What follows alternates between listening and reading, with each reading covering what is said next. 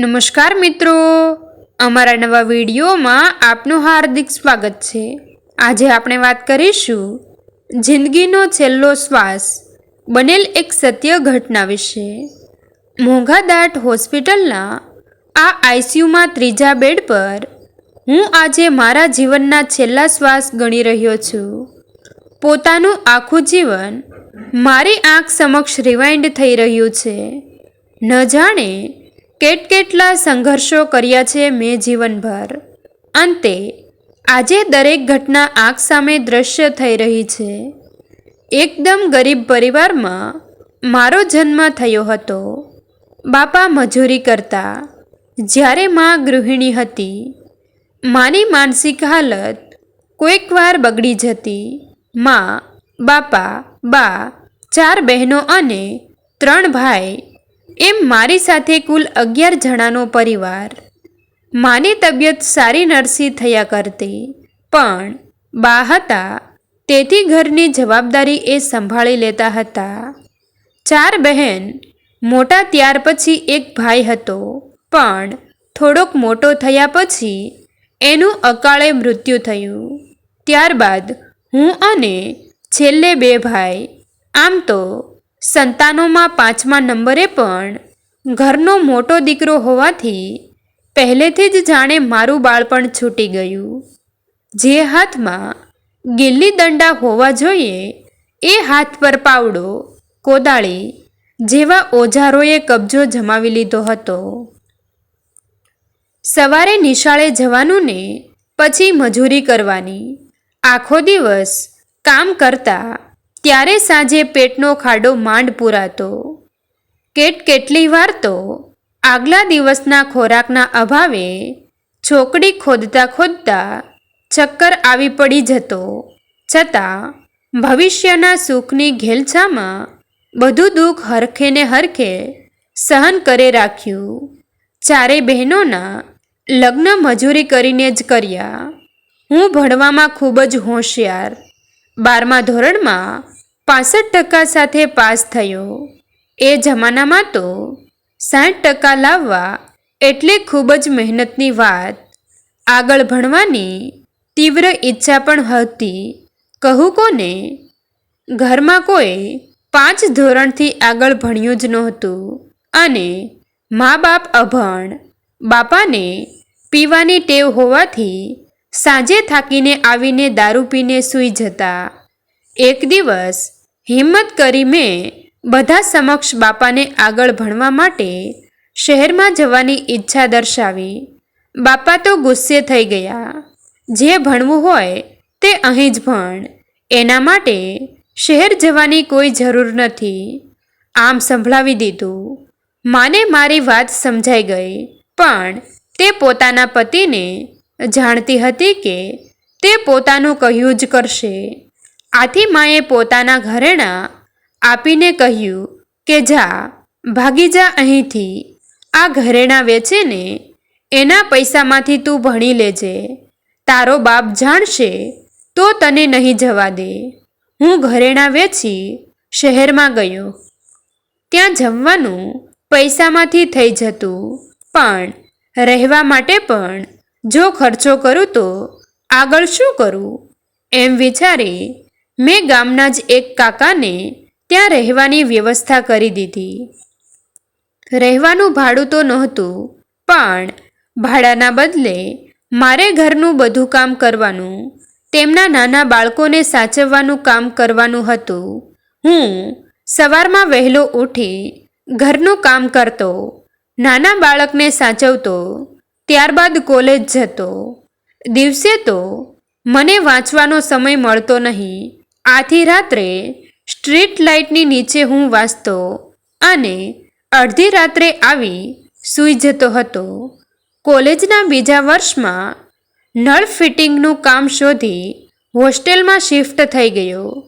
ક્યારેક હોટેલમાં વાસણ પણ ધોયા। આમ આવી રીતે પોતે BAનો અભ્યાસ પૂર્ણ કર્યો। એન્જિનિયર બન્યા બાદ નોકરી શોધી રહ્યો હતો। સરકારી નોકરીની રાહ જોતો પ્રાઇવેટ નોકરી કરી રહ્યો હતો। હજુ જો સેટ થવાનું વિચારતો હતો એવામાં બાપાએ બોમ્બ ફોડ્યો કે આવતા મહિને તારા લગ્ન છે, મેં કન્યા જોઈ છે અને નક્કી કરી દીધું છે. મારા લગ્નનો પ્રસંગ પણ મેં ખુદ કર્યો. સદનસીબે પત્ની ખૂબ જ સમજુ અને પ્રેમાળ મળી. ખૂબ જ નમ્રતાથી સહુ સાથે વર્તતી. લગ્ન પછી તરત જ પત્નીના સારા પગલે સરકારી નોકરી મળી ગઈ. વિચાર્યું કે હવે દુઃખના દિવસો પૂરા થયા. જે વેઠવાનું હતું એ વેઠી લીધું, હવે શાંતિ. પણ પછી હું, મારી પત્ની, મા, બાપા અને નાના 2 ભાઈ બધાનો ખર્ચો કાઢવાનો હતો. આ બધામાં પગાર પૂરો થઈ જતો. સમય જતાં એક પુત્ર અને એક પુત્રી જન્મ્યા. નાના બંને ભાઈઓને ભણાવી સેટ કરી લગ્ન કરાવ્યા. મારી પત્ની બહુ સમજુ હતી. એની દરેક ઈચ્છાને તે દબાવી દેતી હતી. હું પારખી જતો, પણ શું કરી શકાય? જેવો પોતાના માટે વિચારું કે આંખ સમક્ષ ઘણી બધી જવાબદારી તરી આવતી. ભાઈઓએ લગ્ન પછી એમની અલગ દુનિયા વસાવી. બહેનોને આગળ લાવવા ખિસ્સા કરતાંય વધુ મદદ કરી. અંતે બધા સેટ થઈ ગયા. વિચાર્યું કે હવે પોતાના માટે જીવી લઈએ. ત્યાં તો બહેનોને ત્યાં મોસાળના ખર્ચા આવી ગયા. એ પૂરા કર્યા કે એવામાં છોકરા કોલેજમાં આવી ગયા. કોલેજની ફી અને છોકરાઓની ખુશી જોઈ ફરી એકવાર મનને મનાવી લીધું. પુત્રે એન્જિનિયરિંગ કર્યું અને પુત્રી ડૉક્ટર બની. છોકરાઓ ભણી રહ્યા એટલે વારાફરતી બંનેને પરણાવી દીધા. છોકરી સાસરે સુખી હતી, છોકરો પણ સુખી હતો. બંનેને ત્યાં બાળકો થયા. ફરી અમે વ્યસ્ત થઈ ગયા. વિચાર્યું હતું કે છોકરાઓ સેટ થાય, લગ્ન થાય એટલે અમે જવાબદારીમાંથી મુક્ત. પછી અમે એને મજાથી ફરીશું. જીવનમાં જે ઈચ્છાઓ અધૂરી રહી ગઈ એને ફરી ઉજાગર કરીશું. હું રિટાયર્ડ થઈ ગયો. હવે ફક્ત પેન્શન આવતું હતું. પુત્ર અને પુત્રવધુ સારા, પણ સ્વમાન ખાતર હું ક્યારેય હાથ લંબાવતો નહીં. આથી ઈચ્છાઓની હવે કાયમ માટે મનમાં દફન વિધિ મેં કરી દીધી હતી. 20 દિવસ પહેલાં હું બેભાન થઈ ઢળી પડ્યો અને મને હોસ્પિટલમાં આઈસીયુમાં એડમિટ કરવામાં આવ્યો. ડૉક્ટરે બ્રેઇન હેમરેજ કહ્યું અને હવે બચવાની કોઈ જ શક્યતા નથી એમ જણાવ્યું. આજે સવારથી મારી તબિયત ખૂબ જ ખરાબ છે. ડૉક્ટરનું કહેવું છે કે હવે ગમે ત્યારે કંઈ પણ થઈ શકે છે. હું મારા જીવનના છેલ્લા શ્વાસ ગણી રહ્યો છું. મારી પત્ની મારી સામે ઊભી છે. એની આંખોમાં એ આંસુ આવવા દેતી નથી, પણ મને ખબર છે કે એ અંતરમાંથી તૂટી ગઈ છે. દીકરા દીકરી બધા સેટ છે અને એમને પોતાના પરિવાર છે, તો એમની તો મને ચિંતા નથી. મને ચિંતા છે ફક્ત એ સ્ત્રીની જે મારા માટે સર્વસ્વ છોડીને આવી અને નિસ્વાર્થ ભાવે મારા જીવનના સફરમાં ડગલે ને પગલે મારી સાથે રહી. પરંતુ હું એની કે મારી કોઈ ઈચ્છા પૂરી ન કરી શક્યો. અમારે પણ અમારી ઈચ્છા મુજબ જીવવું હતું.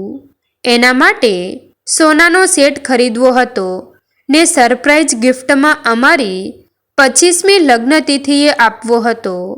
એકવાર એની સાથે વિમાનમાં બેસી ઊંચે ગગનમાંથી આ ધરતી કેવી લાગે છે એ જોવું હતું.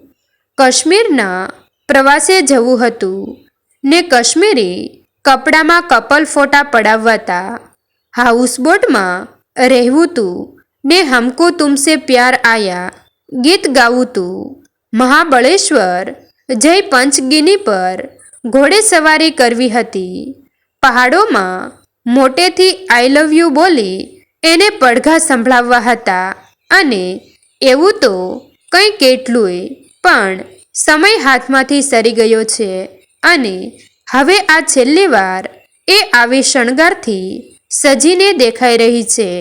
હવે પછી એ ક્યારેય સાજ શણગાર નહીં કરે. અત્યારે મારે ઘણું બધું કહેવું છે એને, પણ હું મારી બોલવાની શક્તિ ખોઈ ચૂક્યો છું. બસ જોઈ શકું છું, સમજી શકું છું. અને હવે અરે મને આ શું થઈ રહ્યું છે? આંખ સામે અંધારા કેમ આવી રહ્યા છે? અરે બધા કેમ રડી રહ્યા છે? હું તો સાજો સામો થઈ ગયો, બોલી શકું છું, પણ આ લોકો મને કેમ સંભળાતા નથી? ચાલ હું એમની પાસે જાઉં. અરે હું અહીં છું ને બધા પલંગ પર કેમ જોઈ રહ્યા છે? પલંગ પર મારા જેવો જ દેખાતો આ કોણ છે? હું આત્મા સ્વરૂપે જોઈ રહ્યો છું અને મારી લાશ પર બધા રડી રહ્યા છે. હવે બધું જ પૂરું થઈ ગયું, પરંતુ દરેક જવાબદારી, દરેક સંબંધ જે અધૂરું રહી ગયું હતું એ બસ અમારા સપના અને અમારી ઈચ્છાઓ, એવા લોકોને સમર્પિત જેઓ બીજાની જરૂરિયાતોને માટે પોતાના સપના, પોતાની ઈચ્છાઓની બલિ ચઢાવી દે છે.